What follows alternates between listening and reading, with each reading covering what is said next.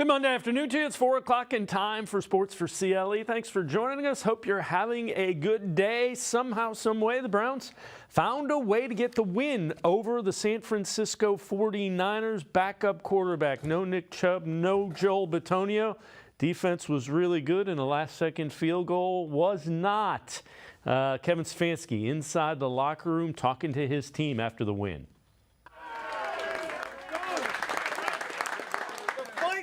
Locker room from pregame to the end of the game. The fight from this locker room. Guys, that we weren't going to be tonight today. We were not, right? No. But guys, I saw it in your eyes in pregame. I saw it. I saw what this team is about. Now, are we perfect? We're not. We're not. But guys, we have a good football team. When we stick together, we got a good football team. Now, that's one. That counts as one. Every single one of these, they count as one, but we get to stack them, okay? We're going to stack them, and we're going to stick together. Now, you guys want to come in tomorrow?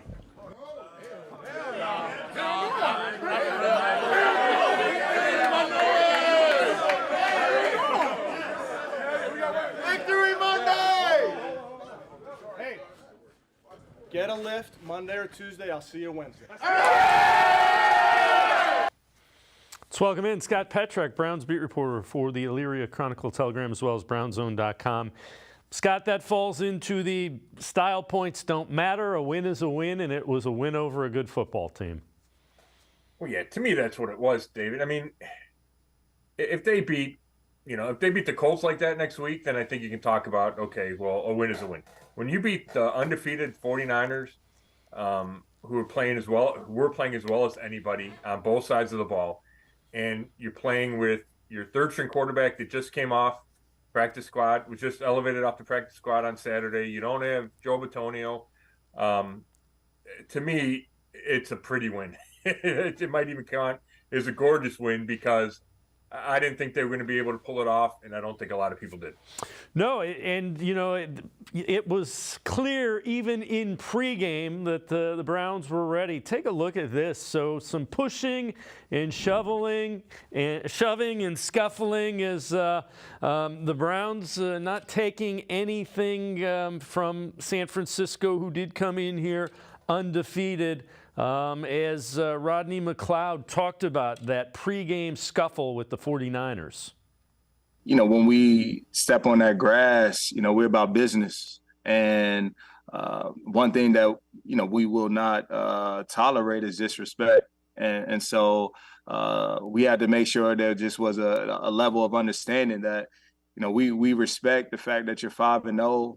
We respect that you have top, you know, offense in the league and one of the best defenses in the league too. But, you know, we're here to let you know, like, you won't be the bully today. And that, you know, we also have a high-powered, you know, team as well over here in Cleveland.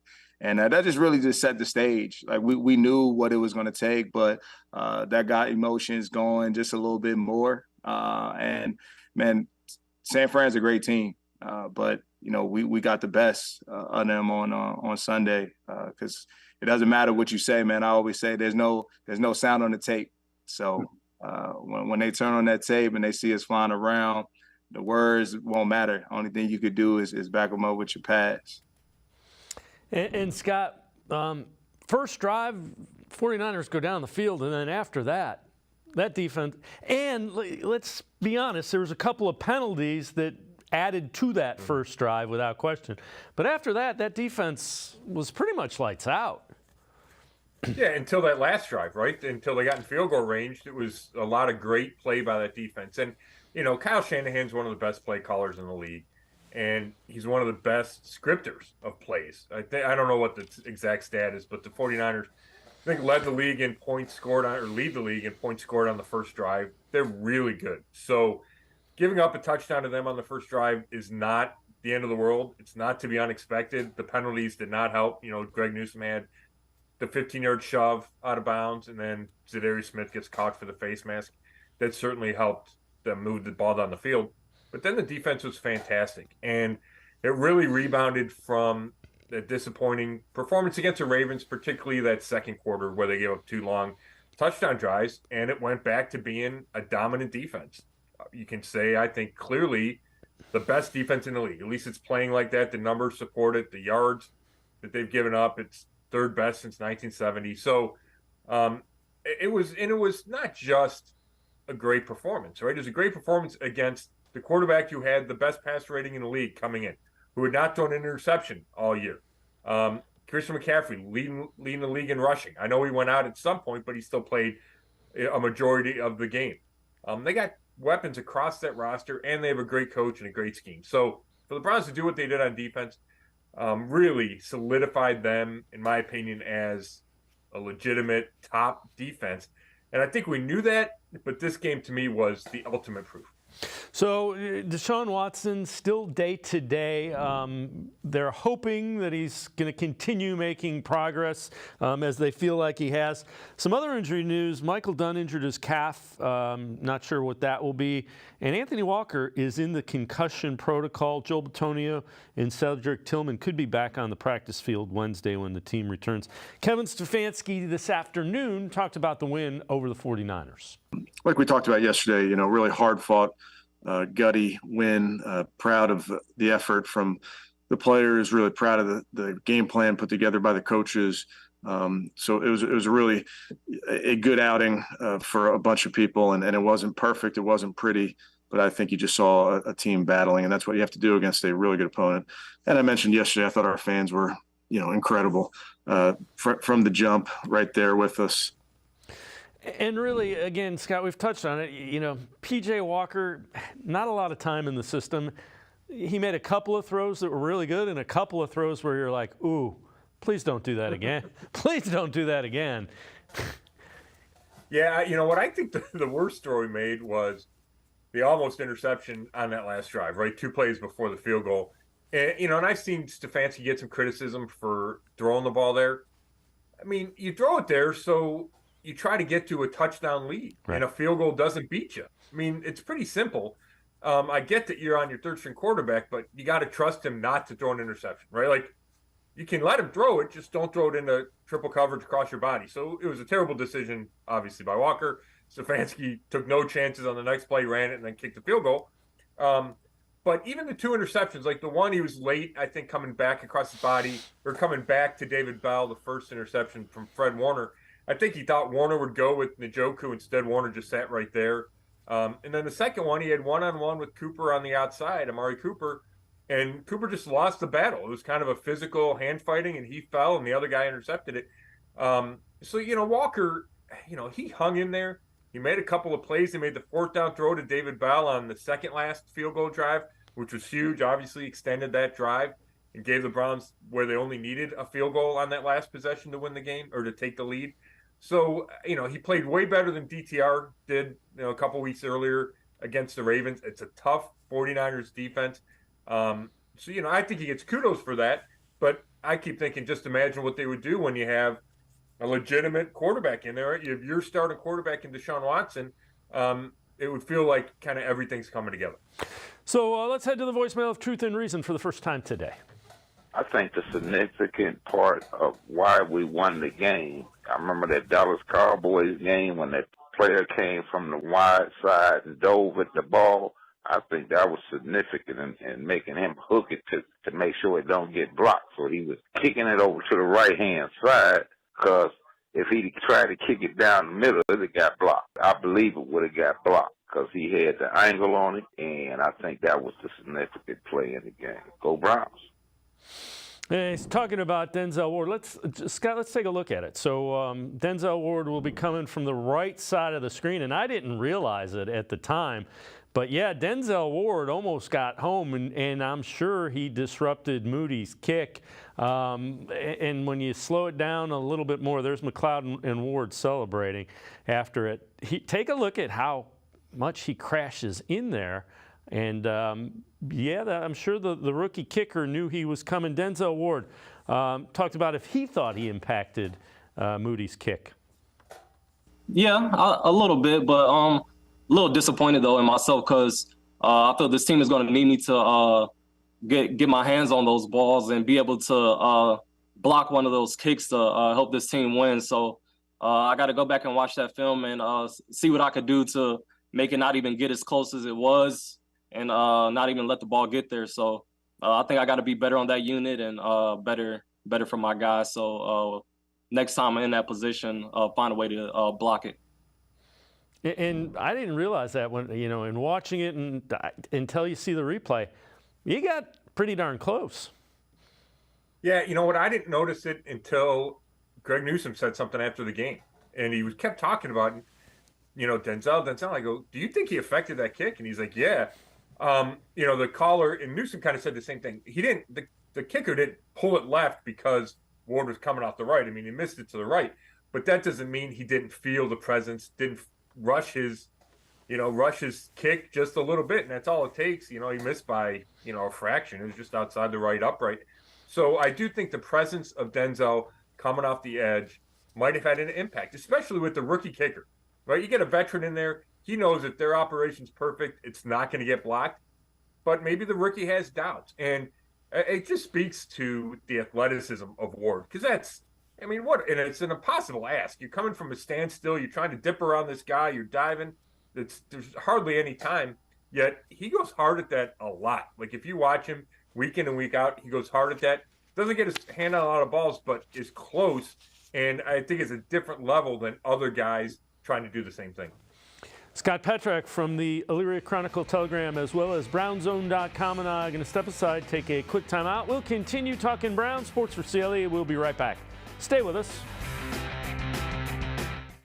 The Ohio Lottery Partners in Education program recognizes role model students and teachers from across Ohio. Nominations can now be done completely online. To nominate a deserving teacher or student, go to ohiolottery.com. In the About section, find Partners in Education. There you will find links to the nomination forms. Students kindergarten through 12th grade can be academic all-stars. Teachers can be honored as a Teacher of the Month. The Ohio Lottery Partners in Education, where stars shine.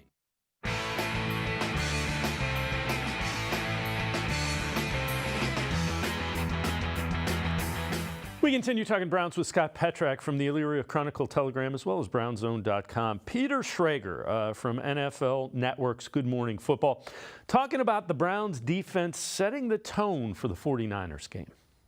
Jim Schwartz comes out there, man to man, on all these weapons, these positionless players, these guys that are all going to the Pro Bowl, and the Browns are like, man to man, let's go on defense. And they handled their business. Jim Schwartz, for whatever reason, owns Kyle Shanahan. He is now 9-1 against Kyle Shanahan, Jim Schwartz, in games where that's the case. Yesterday, Shanahan's offense had 105 yards. It's the least they've had since 2014. And you heard him in the post-game press conference. Angry, deflated. I don't think he's angry at his team, angry at himself. There's this conundrum of he just can't get past Jim Schwartz. In the annals of time, when you talk about, Belichick versus Dungy, or you talk about the great rivalries of all time, it's Ditka versus Parcells, whatever it is, I don't think you put up Kyle Shanahan and Jim Schwartz, and yet for whatever reason, the one guy that has the code on how to beat and the key to get there, it is Jim Schwartz, and those Browns players played their butts off. Kudos to them. You know what offensive play callers do when they have to face Jim Schwartz? Shoot. Every week they do, because what he does, you guys, is he changes the picture after the snap. Like he shows you one thing and then he shows you another thing. And Scott, the one thing is the defense really responds to him, has responded much. I thought they would respond. It's been a lot quicker than even I thought it would be. Yeah, that's fair. Now, how many times have we talked about in the offseason, he's going to have a big impact? And it's been bigger than even I fathomed that it could be. And it's not just schematically. It's an energy standpoint, a mindset standpoint. And it's really permeated the whole team. It's not just the defense. And Stefanski talked about that yesterday, that at Wednesday's practice, he goes, just the sound of it was the best practice because there's so much energy. And it's all, not all, but it starts with the defense. It's predominantly the defense. So you have that aspect of it. And then you have a bunch of players that are really good. And you got the front, and you got JOK playing great at linebacker, and you got big-time corners, 3 of them that can cover. And when you have that, then it allows the defensive coordinator to do a lot of things, to attack, to be creative. And we've seen that out of Schwartz. What I thought was interesting, and I saw in the ESPN stat that they played man on 71% of the snaps yesterday, which is a huge number, and it's a really big number against a team like the 49ers. Well, the 49ers do all that pre-snap movement, and they call it the eye candy, and there's all this motion. Well, the Browns, Juan Thornhill, the safety, said, all we did was kind of bump over. So, like, if a guy went from left to right, they would slide right, and they'd still stay in man, but it meant they trusted whoever was on that side of the ball to cover the same as whoever was on the other side of the ball. Every once in a while, you'd see Greg Newsome going back and forth with a guy, but they would play man out of their normal defense, which I don't think a lot of teams can do because they don't trust all their corners and all their safeties to cover regardless of the matchup.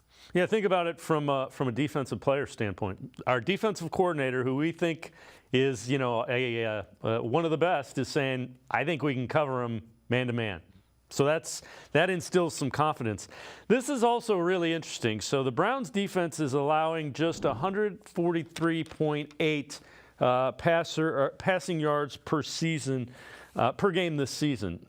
And our friends at Dog by Nature put that in context. Charlie Fry averaged 166 yards a game as a starter with the Browns. So the Browns are turning every opposing quarterback into a lesser version of Charlie Fry. And again, that just shows you how good the defense has been by the numbers. Yeah, I don't love the shot at Charlie Fry there, but it does add some context. Yeah, I mean, this is a passing league, right? How many times have we seen it? We're still in the good weather, pretty much, even though you threw a shoveling reference in there earlier that had me thinking about snow, Dave. But, they played Joe Burrow, and I know he was a little banged up, but they played Lamar Jackson, who's an MVP and playing at a really high level. They played Brock Purdy, who's playing as good as anybody in the league, and they're letting up less than 150 yards a game passing. I mean, it's really significant. It's hard to believe, but it feels like they can. I don't know if they can keep up those numbers, but they can keep up that type of performance because they have a big-time front and a big-time secondary, and you can do a lot when you have that. Yeah, more numbers. This from Dan Murphy of the Browns. They tweet this out. First downs allowed this year. Browns are number one. They've only allowed 52 first downs. See the Cowboys, the next closest. Third down conversion percentage. Browns 23.1%. Falcons next best, 31. Total yards allowed, just over 1,000. Cowboys next at 1,400. Now, in fairness, Browns have already had their bye, but those are still significant. They're allowing fewest first downs, third down conversion, and yards by a significant margin. Those are significant margins. Oh, yeah. And I'm glad you brought up the bye, but even like the Cowboys, the first down numbers, the Cowboys hadn't played their fifth game yet, right? Because they're playing tonight. Yep. And the Bucs had a bye. So I think that's a legitimate stat, and they're like leap years ahead. And that's a crazy stat. The first down stat, to me, of all the stats, might be the craziest. Third down percentage is off the charts, too. And then the yardage, like we said, I think they're third, or I know they are, third since the merger in 1970, third in NFL history through 5 weeks with, it's 200 yards a game. And, I mean, you see guys run for 200 yards, right? And they're letting the opponent gain 200 yards total every week. And we said it a million times, if you get those type of performances, then you're going to have a chance to win a bunch of games just by the numbers, you're going to be in games, right? If they're letting up, whatever it is, 17, 18 points a game, and you only give up 200 yards, if you don't turn the ball over and make a bunch of mistakes, you got a really good chance to win. And, the Browns turned it over again yesterday, lost the turnover battle for the fifth straight time, and the other 3-2, which is pretty mind-boggling. And it makes me think when this defense starts getting the takeaways, which why wouldn't they come, right? It just seems like it's natural.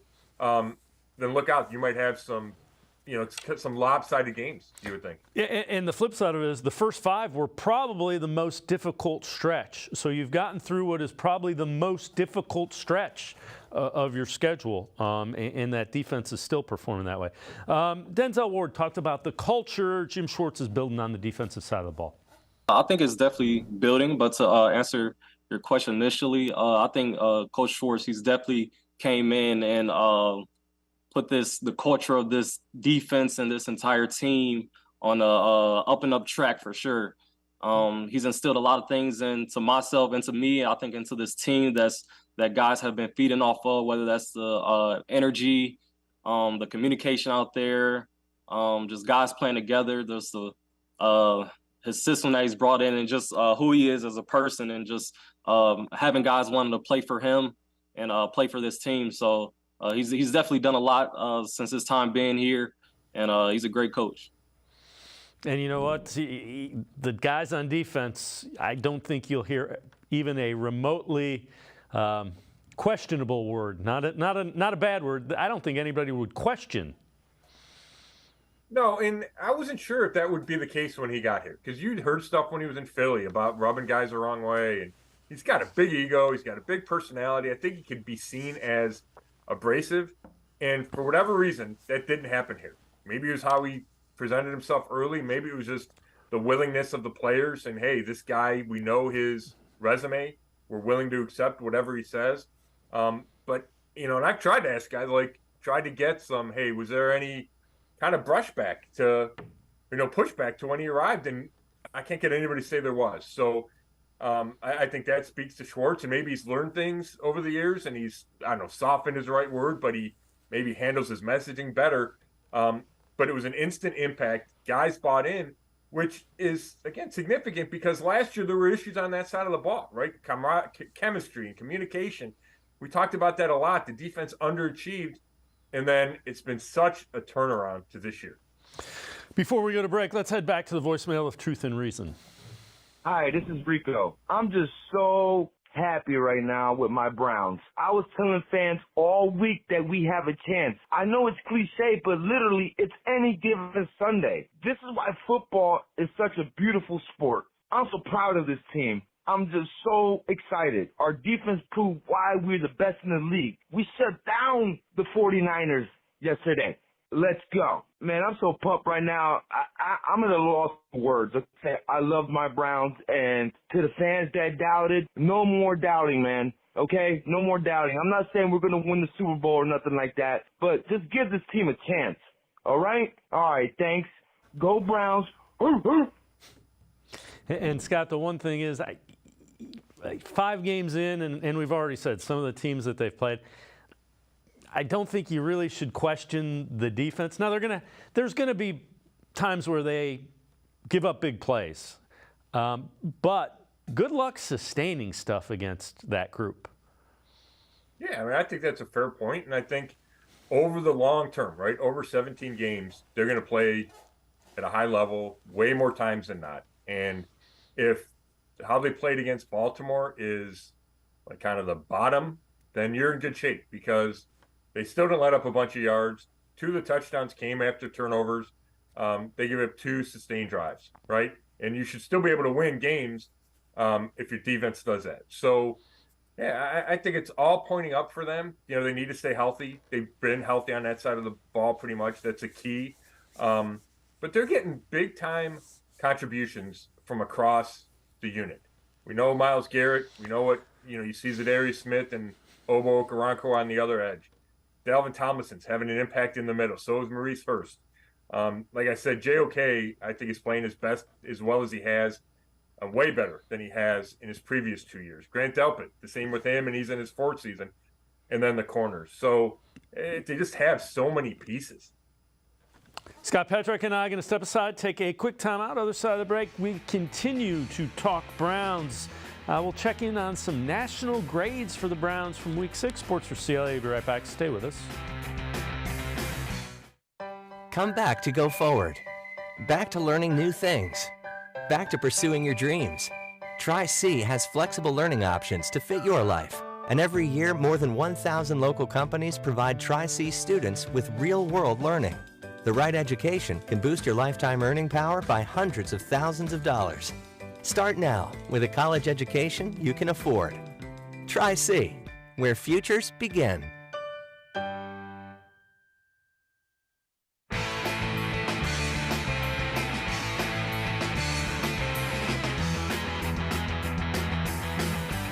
We continue talking Browns with Scott Petrick from the Elyria Chronicle Telegram, as well as brownzone.com. Brian Baldinger, former NFL offensive lineman, a film analysis video breakdown of Martin Emerson and the Browns, how they defended the 49ers. The 49ers run motion 80% of the time or more. Cleveland was not deterred. They were going to play man coverage regardless. That's one of the reasons why we run motion. It's hard to play man. Well, Martin Emerson, he said, you know what? We're playing sticky man. Denzel Ward, we're playing sticky man. Greg Newsome, we're going to get on you. We're going to play man coverage. And that's exactly what the Browns did. They played sticky man coverage here all game long. Like post dig right there, double the post, single to the dig right there. And you kind of let them feel your punch just a little bit. Now, you watch this right here. This is off man, all right? They like to run in-breaking routes. So it's not uncommon right here that you get them going one way, and when they come back the other way, you just give them a little nudge right there. Welcome them to the dog pound. And then ultimately, here comes this in route right here. Man coverage, no fear. And when Purdy let it fly a little bit behind Ayuk, Martin Emerson was there for the pick. Man coverage, playing those in routes, never backed off, and this is what you get. You get a team celebration. That was fantastic effort by the Cleveland Browns and a great defense.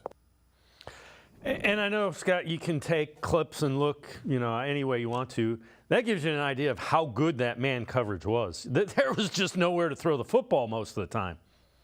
Yeah, and, obviously it all works in concert, and Kevin Stefanski talked about it. The 49ers run a bunch formations, so it's tough to be on a guy the whole time. You might be chasing a step behind, but yet the Browns are still there. They're a step behind, but they make it a tough throw.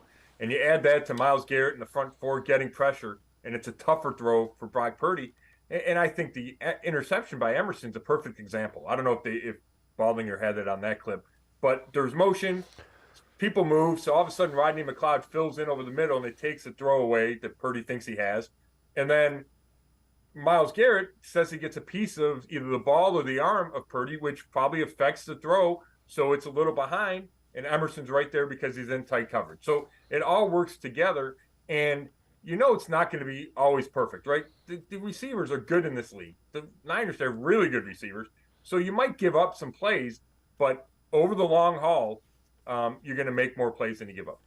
Yeah, without question. This is from CBS Sports, Week 6 grades. For the Browns, they say A.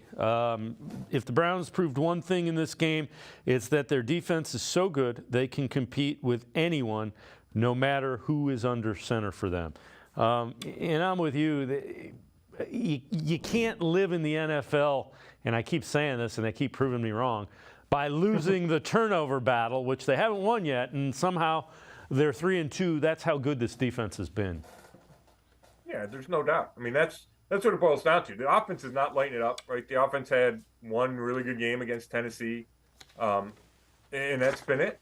So it's on the defense, and you just hope if you're the Browns, and I would assume that when Deshaun Watson comes back, there's a big bump out of the offense. And if that coincides with the defense still playing at this level, then you're looking at big wins, you would think, right? Like, there's no reason to think that, okay, if this defense is playing like that and you get just 30% more from your offense, that leads to a bunch of wins and probably some comfortable wins. Now, you never know. Each week is tough in this league, but that's how it feels to me. It feels like they could get to a point, assuming Watson's healthy, assuming he can throw the ball. The run game I thought was a lot better yesterday. You combine all that, and that's a well-rounded, complete team that should win a bunch of games. So let's, before I let you go, let's do a couple of things from your mailbag. Again, Scott Petrak, Elyria Chronicle, Telegram, Brownzone.com. One of them, I found this one interesting. How thin is the ice Kevin Stefanski is on right now? Yeah, I mean, this is before the game yesterday, right? Right. And I thought yesterday was big for Kevin. Not that he was going to get fired or anything today if they had lost, but I thought it was important coming out of the bye. And, he improved to 3-1 out of the bye, which is obviously impressive. But what had stuck with me, I'd forgotten the first 2 wins. What stuck with me was how bad they looked last year after the bye going down to Miami. They were coming off a big win on Halloween against the Bengals and then just got destroyed by Miami. Looked like they weren't ready to play. So I thought it was important for the Browns and Stefanski to bounce back out of the bye, and they certainly did. We're going to see how this season plays out, but, if they're a playoff team or close to a playoff team, or especially a playoff team, then, I think Stefanski, the ice is really, really thick, and he's not going anywhere. But it is interesting to see the criticism. I was walking in the concourse back up the press box, and I hear somebody rip Stefanski. You get on Twitter, you still see criticism, and I just don't get it. I don't either. I thought the game plan with a backup quarterback was just fine. There were a couple of plays, and there were a couple of times when P.J. Walker was throwing on the run, and he was at the feet of receivers. I'm like, just run and get out of bounds. He's fast enough and athletic enough. Turn that into a 6-yard gain and move on. Yeah, and you can only do so much with a backup quarterback. And we saw that with DTR against Baltimore. It's just really hard to win. The defense made a huge difference from Baltimore to yesterday. That was reason number one, like we talked about a bunch. In the run game, but the run game was better, right? And I think that's a credit to Stefanski. After 2 weeks struggling to run the ball, they ran it really well against a really good San Francisco defense. They came in ranked second in the league against the run. So, I think there's a lot of reasons to think Stefanski did a good job. He turned it over to his defense. He trusted them kind of to win the Browns the game, and it worked. And again, he can only do so much. And you're dealing with the third-string quarterback. You got injuries. I thought he milked that game yesterday in his roster for about as much as he could. All right, this will be the last one again. This is from your mailbag. Would it seem wise to acquire both Garrett Bowles and Jerry Jeudy in a trade package with Denver? And they suggest Jedrick Wills, Harrison Bryant, David Bell, and DPJ might constitute an intriguing offer. That seems like an awful lot, but okay. Yeah, it's interesting. I mean, the basis for the question is Jedrick Wills struggles, and do they need an infusion of talent at receiver, right? Those are the two. That's the basis for all that. And I've talked about Jedrick Wills a million times on here with you, Dave. I thought he played pretty well yesterday. I know there's still the Jedrick Wills haters out there that anytime he makes any mistake, they're quick to jump on him. The guy gets an ineligible downfield, which doesn't always get called. When Wyatt Teller does it, nobody seems to care. But when it's Jed Wills, the world erupts. I'll tell you what, he started the game, and it was him versus Nick Bosa one-on-one, and Bosa did not win. And I haven't rewatched the whole game. I rewatched a quarter plus, and it was a lot of one-on-one, and he was winning that matchup. So I'm not saying it was perfect, but I think there is a lot of upside with Jed Wills, and the Browns are hoping to get it out of him. I don't see them being close to moving on from him, but it's an interesting topic. And then receiver, I still feel that they have enough guys there. They made a bunch of moves in the offseason, but maybe you need to give it another 3 weeks until the trade deadline on Halloween, or 2 weeks till the trade deadline on Halloween, and see where you are. Maybe Deshaun Watson's played a couple games, since then, and you say, okay, yes, they need help at receiver, but I just don't see a big move coming. No, I kind of tend to agree with you. And relative to Jedrick Wills, saw some emotion from him that I like. I want to see more of that. There were a couple of times he got into it. He was pumped up. Let's see a little bit more of that and see where that goes.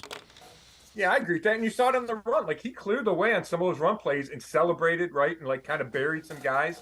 And yeah, it's an effort thing with him, and it doesn't always look like he's trying. And I get it. I get that that's frustrating. I just still think it's too soon to give up on it. Scott Petrak, as always, great stuff. Appreciate the time and the insight. Thanks very much, Scott. Thanks, Dave.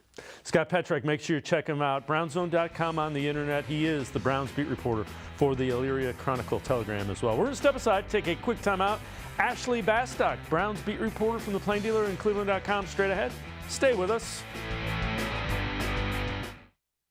Come back to go forward. Back to learning new things. Back to pursuing your dreams.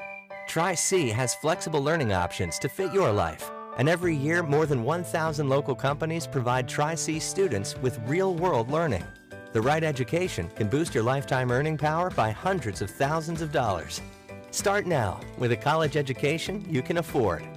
Tri-C, where futures begin. The Ohio Ohio Lottery Partners in Education program recognizes role model students and teachers from across Ohio. Nominations can now be done completely online. To nominate a deserving teacher or student, go to ohiolottery.com. In the About section, find Partners in Education. There you will find links to the nomination forms. Students kindergarten through 12th grade can be academic all-stars. Teachers can be honored as a Teacher of the Month. The Ohio Lottery, Partners in Education, where stars shine. I am powerful beyond my wildest imagination. I will define my future. I will keep challenging myself to improve. Because I am a future leader of this great nation. I will be responsible for raising a beautiful family. And educating not only my generation, but many more to come. I will make a difference in my community. And I will stand up for what I believe in. I will not settle for simply chasing my dreams. I will achieve them. Because I was given a chance. An opportunity. A home. At Family, Career, and Community Leaders of America. The ultimate leadership experience. FCCLA has been one of the greatest experiences of my life. It's made me who I am today. Join us. We'll build a new future together.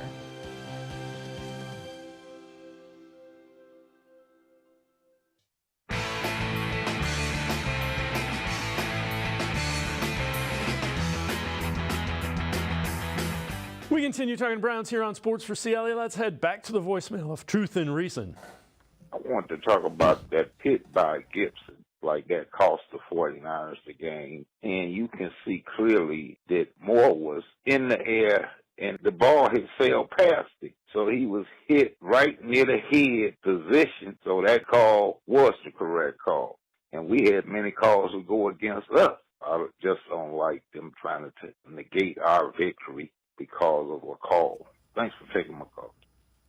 As always, appreciate all the voicemails. The other thing, Gibson kind of raised his arm up and lifted it. And Ashley, you know what they call a penalty that's called that is questionable when you look at it on video? A penalty. Right.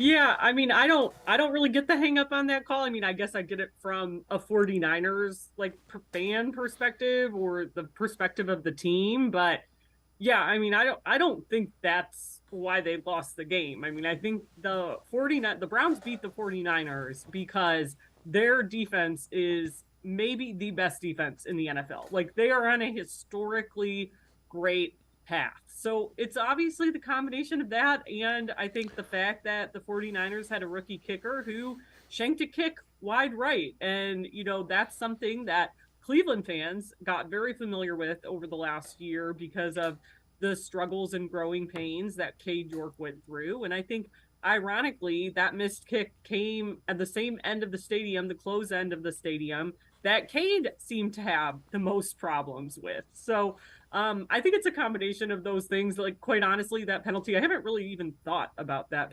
Tayshaun Gibson penalty again from a Browns perspective, because it's like the defense just made their offense look inept in a way that was shocking for me.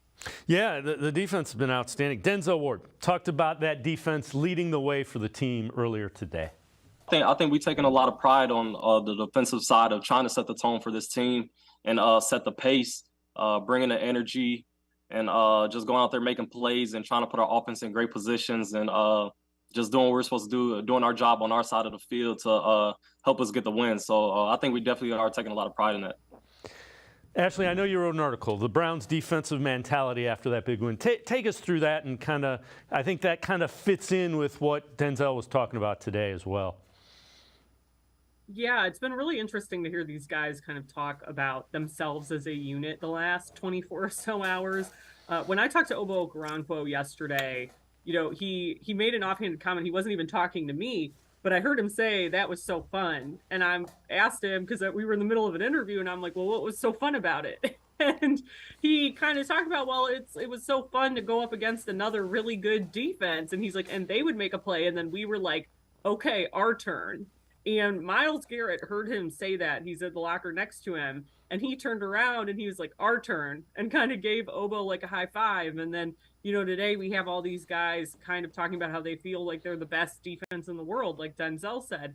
And multiple guys have said that. Greg Newsome tweeted it yesterday. Mo Hurst tweeted it yesterday. We've heard that sentiment from them now. And I think, like, for me, that idea and this our turn idea, these guys are just so confident in who they are and what they're doing. Like, they're not too focused on changing necessarily what they do based on who they're playing. Like, they are so confident in their own abilities that they're like, okay, we're going to make this offense beat us, which the Ravens did against them, right? But even in that Ravens game, I think there were only a handful of lapses, and they all pretty much came in the second quarter.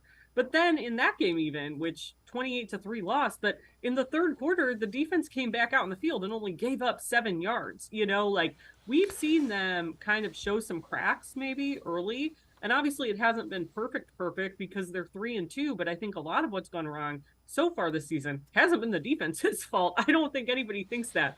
I mean, 1,002 total yards that they've given up in their first 5 games. Again, that's a historic number. That's a top 3 number since 1970, over 50 years. So I think that they are playing at a historical, or they're on a historical trajectory right now. And it's a matter of, okay, can they keep it up? And as teams get more films, are they going to be able to figure out some of those counters? But I think we're seeing a new confidence in this unit. And I think Jim Schwartz is undeniably the biggest X factor in that. He's really instilled them with that, I think. And those are things that elite level units have. Like championship defenses, they believe nobody's better than them, and the Browns are starting to develop that. This is from Pro Football Focus, and this one's really interesting. Defensive spotlight from Sunday, and this guy deserved it. Dalvin Tomlinson up the middle was making the biggest impact for the Browns defensive line. Tomlin sequenced of plays in rapid succession where he was in the backfield and finished with a near 16% pass rush win rate. So you got Dalvin Tomlinson, who's a noted run stopper, getting in the backfield and just really, the 49ers probably had to be like, can somebody block the big guy in the middle, please? You know, I think that was part of the reason why Dalvin Tomlinson was so excited to come here, because, like, Jim Schwartz's messaging on defensive tackles has been pretty consistent since basically the Browns posted that clip of him calling Siaki Ika when they were going to draft him and talking about, you know, he wants him to be a Corvette, not a dump truck. I mean, that's true across the board for these interior guys. And I know I've asked Dalvin about that before, and he's like, yeah, like, who wouldn't want to hear that? I think oftentimes, too, like, defensive tackles maybe get overlooked by fans, like, unless you're Aaron Donald, right? Like, unless you're this incredible pass rushing defensive tackle, you might get lost in the eyes of people. And even what Dalvin's doing, I think a lot of it, and I asked Kevin Stefanski about this today, it doesn't necessarily show up in the stat sheet. And he's never been a guy who is going to go out there and get double-digit sacks, right? Like, he has been more of that, you know, that run stopper in him. But I think what he's always done really well, and what we're seeing, especially in this Jim Schwartz system, is he's going to go up there, you know, he's going to rush the quarterback. He's going to get pressures. He's going to impact plays, even if they don't impact the stat sheet with the sack, because a lot of times he is able to rush the quarterback and flush him out so that somebody on the edge can clean it up. And I think that's, you know, it's undeniable, I think, the impact he's having. And Kevin Stefanski said, like, he's a prime example of a guy that you really have to analyze the film to fully appreciate everything he does. But, man, it's just like night and day with that interior D-line compared to last year and these new guys they brought in. And I think even Jordan Elliott, who's the lone holdover from last year, you really see him, I think, improving compared to where he was a year ago. And I think maybe too much was put on him last year. And now that they've kind of ramped up everything else around him, he's reaping the benefits of that as well. You also wrote another article, Browns show the fight they need to win against the 49ers. Take us through that and kind of what you found with that. Yeah, you know, I think, like, it showed immediately, right? Like, it literally showed that they had the fight when they got into that little pregame scuffle with the 49ers. And I think it was interesting to kind of hear guys talk about it. Some guys didn't want to talk about it. Some guys were more willing to be open. You know, Martin Emerson Jr. made the comment about them poking a bear, basically. I know one player talked about, you know, Anthony Walker Jr., like, took it as some of what they were doing as a sign of disrespect, like maybe encroaching on their space a little bit as they were warming up, just kind of staring them down. But I think they made a positive out of that for sure. And I thought it was kind of funny. Obo Okoronkwo like made the comment of, well, did the fight happen, or were we amped up in this game because of the fight, or did the fight happen because of how amped up we were going into this game? And I think like the defense maybe doesn't need external motivation, but they really know how to use it when they get it. And I think that was a prime example of it. This was such a weird week for this team with so much revolving around Deshaun Watson's, availability and his rotator cuff injury and who was going to even play quarterback. But I really think like the defense was not bothered by the fact that Deshaun Watson wasn't going to be available, or all the chatter around that availability, maybe I should say. They didn't care who was going to be out there on the other side of the ball, because they want to go and do their job to the best of their ability, and they know that they can't afford distractions. But when an opportunity like that comes and some little shoving and jawing is happening in the pregame, they're not going to back away from a fight. And they wanted to send that message, I think, immediately, which Denzel Ward talked about today. Ashley Bastock, Browns beat reporter for the Plain Dealer, cleveland.com, and I are going to step aside, take a quick time out. Back to the voicemail of Truth and Reason, Sports4CLE. I'll be right back. Stay with us.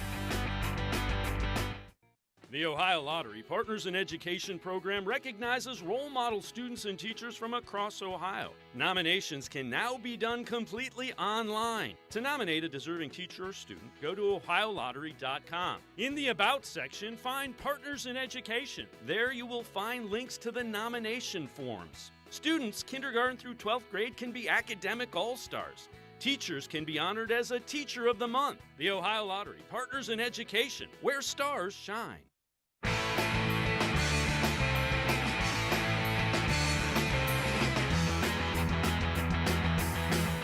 We continue talking Browns with Ashley Bastock, Browns beat reporter for the Plain Dealer and cleveland.com. Let's head back to the voicemail of Truth and Reason. Hi, Dave. Howard from Marin County. Great show. I guess I had two home teams today, the Browns and the 49ers. I'm ecstatic, of course, that the Browns won. The Browns have got a great defense. We need someone on offense like Jim Schwartz who can pick the players and scheme the play. The 49ers traded for Trent Williams and Christian McCaffrey. We need to probably trade for a left tackle, maybe another running back. I do believe that Kevin Stefanski actually outcoached, Shanahan today, which was amazing. I think the Browns could really be good if they could improve their offense, but I think it's going to need a personnel change. Thanks a lot, and yes, we are ecstatic here. This is the best win, I think, since they won that playoff game against Pittsburgh. Thanks a lot. Bye. As always, appreciate all the voicemails. Actually, that's probably fair. Given everything, you didn't have your all-pro offensive lineman in Joel Bitonio. You didn't have Nick Chubb. You didn't have Deshaun Watson. You had basically a guy that was elevated from the practice squad and P.J. Walker playing quarterback, and you found a way to beat one of the best teams in the NFL. I think there were a handful of times in that game yesterday, too, where certain decisions by Kevin Stefanski showed how much trust he had in the defense. And, that included kicking that field goal when they were down and, that didn't give them the lead, but he trusted that they would get the ball back and get another chance and that the defense could hold things down. And they did. And Dustin Hopkins got another kick. And it worked out for them. So I definitely think some of the things he did there, and even there was that one play where it was a bit of a risk where Harrison Bryant gets the direct snap and, tosses it to Kareem Hunt and he's able to score the touchdown. It's, I think sometimes those plays look maybe a little dicey if they don't work out, but when they do work out, I think it's great. And it kind of shows some creativity. And yeah, I think Kevin did what he had to do to get this team over the finish line. And that's what you have to do when you're missing certain key personnel like the Browns were in this game. And there was, and I'm sure you saw it, I've gotten some emails and things about the play calling. And when when you have your third string quarterback, he found a way to get the run game going. So, I thought he did a nice job. I really did. Given a lot of the constraints that Kevin Stefanski had, and everybody in the NFL has them with injuries, he found a way to win with what he had. Yeah, and San Francisco's a really good run defense, too. That's a tough assignment without a Nick Chubb in there because they were only giving up 65 rushing yards per game, just a little bit under that coming into yesterday. So I think that was really difficult when you yourself as an offense are still trying to figure out what your run game looks like and how best to use guys like Jerome Ford, who now is in a totally different role than you envisioned for him, a little over a month ago. No one expected they were going to need to use him this much. And then I thought Kareem Hunt came out there and made some like old school Kareem Hunt plays, both in the run game and the pass game. I think his total output last night was exactly what this team needed and kind of, I guess, reemphasizes why they felt like he was the guy to kind of go out and get and come back into this room, because he does have so much familiarity with this offense. They kind of know what he can bring, and especially with he's come in leaner, and I think you saw that in a game like yesterday. So Jerome Ford and Kareem Hunt combined for 131 yards rushing the football, over 4.5 yards a carry. Kevin Stefanski talked about the effective running game against the Niners this afternoon. Yeah, it's always a combination of things. As you can imagine, it's a really good plan. I thought the coaches put together a really good plan, and then the execution was on point. But you mentioned the offensive line. They'll get in trouble if I single anybody out, but they did a really, really good job with a tough front. I mean, that's a very good run front. And we got on the edges when we could get on the edges. We ran tight zone when we could run tight zone. We moved them with double teams. So tried a little bit of everything. And then you got to highlight the tight ends and the wide receivers, the role they play in the run game as well. But Kareem ran hard. Jerome ran hard. It wasn't pretty always, but, man, they played really hard. And they went to some, Nick Harris played fullback some. They brought in an extra offensive lineman. The run game needed to be fixed in at least the first game out of the bye. Kevin Stefanski found a way to fix it. Yeah, I mean, at least I think the takeaway is now, can they sustain that? Because, this is just such a different world than it was with Nick Chubb.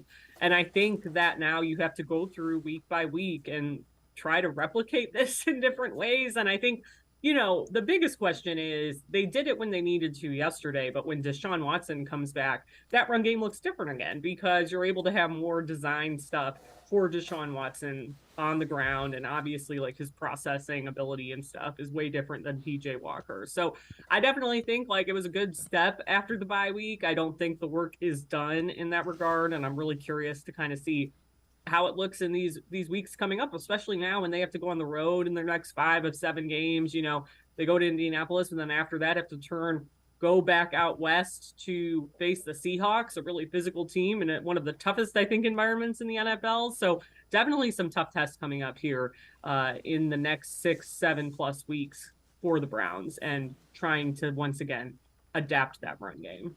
Ashley Bastock, Browns beat reporter for the Plain Dealer and cleveland.com, and I are going to step aside, take one more time out. We'll head back to the voicemail of Truth and Reason. Sports4CLE. We'll be right back. Stay with us. Come back to go forward. Back to learning new things. Back to pursuing your dreams. Tri-C has flexible learning options to fit your life. And every year, more than 1,000 local companies provide Tri-C students with real-world learning. The right education can boost your lifetime earning power by hundreds of thousands of dollars. Start now with a college education you can afford. Tri-C, where futures begin.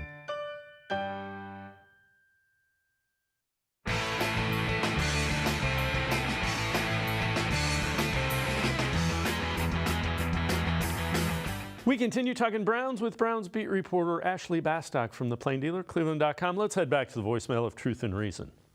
Kudos to our defense and head coach Jim Schwartz, I wish. But one other thing I wanted to say about that, we confused the quarterback Purdy, and that was a well-planned defensive scheme. Offensively, we did the best we could with what we had, I guess. But it was a good win. Okay, guys? Hope you have a great day. Take care now. Bye. As always, appreciate all the voicemails. And you know what? That's fair. I think Kevin Stefanski's game plan and play calling maximized what they had out on the field. Yeah, I think, again, when Deshaun Watson's not out there, this offense looks, way different than it would with him out there. And I think even when he is out there, we've, not really seen a perfect game by the offense or by Deshaun. He looks pretty good against the Titans. I think that's definitely up there, and you want him to build on a performance like that. But yeah, I'm really curious now, depending on what happens with his availability. We know he's rehabbing and working to get back out there. If there is going to be more of that rust to shake off, and if he's going to kind of have to get back into the swing of things, and if the offense is going to have to kind of get used to doing some different things again. And I think just because it wasn't perfect before he got hurt, like there's still some trial and error maybe that needs to happen. There's some stuff you have to figure out in the pass game, because beyond Amari Cooper, I think there's so many question marks right now. I think, the front office is going to have to decide, do they want to go after somebody before the trade deadline? Like I think they should, just because I think there's so much at stake, and this defense could be historically good. And I think when you have a unit like that, you kind of have to go all in. And I think a lot of what they've done so far kind of shows that they are thinking that, a lot of what they did this past offseason. But now that we see this defense out on the field, I think you really have to make sure your offense is up to par. And for as good as I think the decisions were yesterday that they made, and the play calls and all that sort of stuff, like I think like it still just matters way more to me what it's going to look like when the starting quarterback is out there. And what more you need in this offense to make it function, as well as it possibly can. Yeah, fair. And especially when you have a defense like that, you got to do everything you can, because you don't know, even if you bring back the same guys, there's no guarantee that works the way it appears to be working right now. Along those lines, NFL.com, NFL teams who are better than their records. And remember, the Browns are 3-2. They say Cleveland is a team that's been intriguing since training camp, largely because of Watson having a full season to play and the potential of the defense Jim Schwartz is running. Browns have the look of a legitimate playoff contender as long as Watson can build on the momentum he created before the shoulder injury, and their ground game can withstand the loss of Nick Chubb to season-ending knee injury. But to your point, when you have a unit like this defense, you got to do everything you can to get the other sides of the ball to a level of a playoff contender. They do. And, normally I don't like this idea of your, teams that are better than their record, because I really do believe like you are what your record says you are. I think a lot of guys believe that too. I do think here, like the caveat is, I think maybe they do find a way to win that Pittsburgh game, or at least it's more likely if the Nick Chubb injury doesn't happen, because that was such a traumatic injury, I think, for everybody involved. I've never seen certain guys like Joel Bitonio, for example, getting so emotional after a teammate had an injury like that one. So I definitely think like there is room there. Like this team could easily be 4-1. But, I think to some extent that record kind of shows some of the things that need to be fixed to the point that we're making. And I think a lot of it falls within the offense, and it's the hand they've been dealt is a hand without Nick Chubb. So how are you going to respond to that now as this team? Because unfortunately, as we know, in the NFL, windows don't stay open that long. So if this is their window now, and they have to find a way to do this without Nick Chubb, and what this offense is going to look like, and to get Deshaun Watson to perform to the best of his ability, I think you have to go all in on that. Well, here's the next-gen stat relative to Myles Garrett and how good he was. So Myles Garrett generated 4 quarterback pressures in 15 matchups with Trent Williams.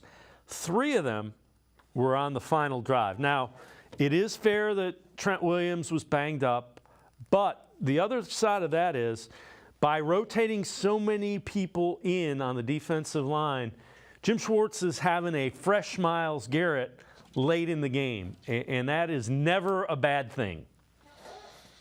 Yeah, Jim talked a lot about that in the offseason, and I think in a game like yesterday, you really see that materialize out onto the field with that, and Myles giving some of that key production at the most important point of the game. So I definitely think that's part of it. And, when we talk about Myles Garrett's ceiling, and Jim has talked about, he might have another level to him. I know Myles has talked about that. You had Trent Williams yesterday saying that he thinks Myles is going to be a Hall of Famer one day, like some high praise from a guy who himself is very good and a guy who Myles Garrett has watched for so many years now.